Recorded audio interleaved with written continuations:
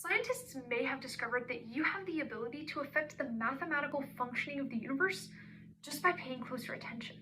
And it all comes down to the double-slit experiment.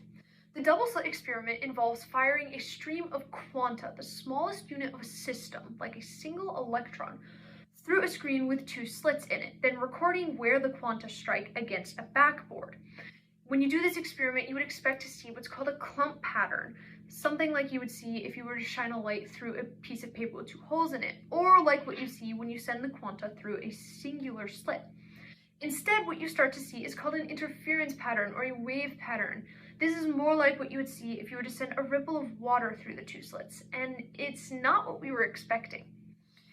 Researchers decided to take a closer look, and when they started paying more attention to the path of the quanta started to form a clump pattern instead of the wave pattern that they had formed previously. Another experiment was designed to investigate why this might be. In a second experiment, a double-slit apparatus was created and run continuously.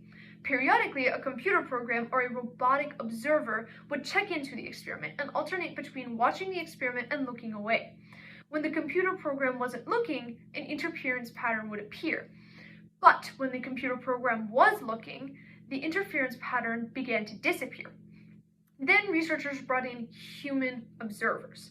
When the human observers were watching, there was an even greater reduction in interference patterns than there had been with the robotic observers.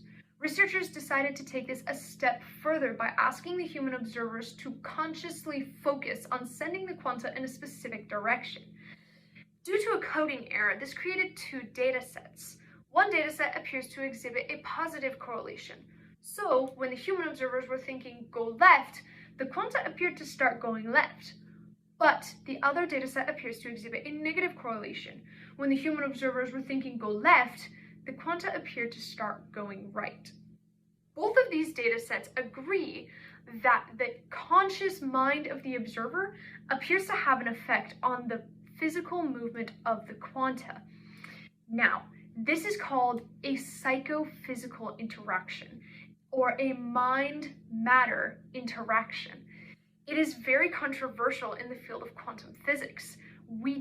Science doesn't know how it happens, and if it does happen, why it happens, we're not sure. A lot more research is needed to determine what psychophysical interaction is, and if it is, or how it is. You might not be able to start moving things with your mind anytime soon, but we can't really rule out the possibility. Isn't that cool?